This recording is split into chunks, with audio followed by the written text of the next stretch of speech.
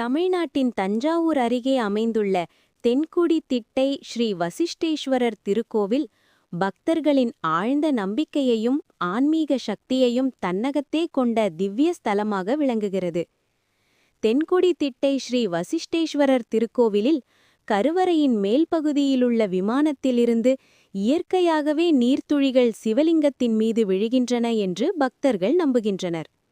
இந்த நீர்த்துளி சுமார் 24 நிமிடங்களுக்கு ஒரு முறை தொடர்ந்து விழுவது இந்த தலத்தின் தனிச்சிறப்பாக கூறப்படுகிறது.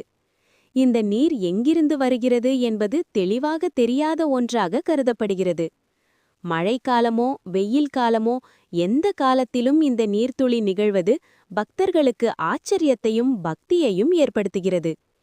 இது சாதாரண நீரல்ல, சிவபெருமானின் அருளமுதம் என பக்தர்கள் கருதி தரிசனம் செய்கின்றனர்.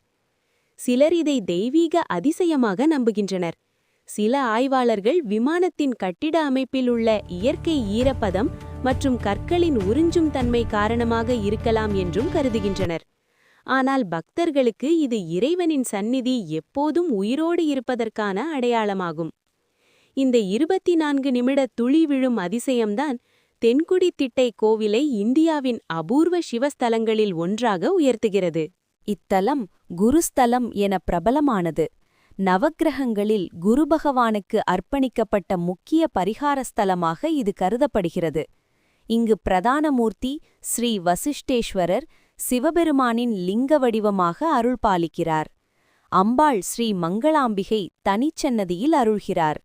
இந்த திருத்தலம் சப்தஸ்தானங்களில் ஒன்றாகவும் கருதப்படுகிறது. மகாமுனிவர் வசிஷ்டர் இங்கு தவம் செய்து சிவபெருமானை வழிபட்டதாக ஸ்தல புராணம் கூறுகிறது. அதனால் இத்தலம் வசிஷ்டேஸ்வரர் என பெயர் பெற்றது.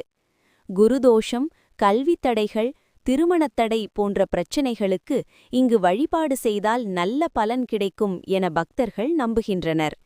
பிரதோஷம், மகா சிவராத்திரி, குருப்பெயர்ச்சி போன்ற நாட்களில் இங்கு ஆயிரக்கணக்கான பக்தர்கள் தரிசனம் செய்கிறார்கள். ஆன்மீக அமைதியும் இறை அருளும் வேண்டுவோருக்கு தென்குடி திட்டை ஒரு சிறந்த திவ்ய தரிசன ஸ்தலமாக திகழ்கிறது.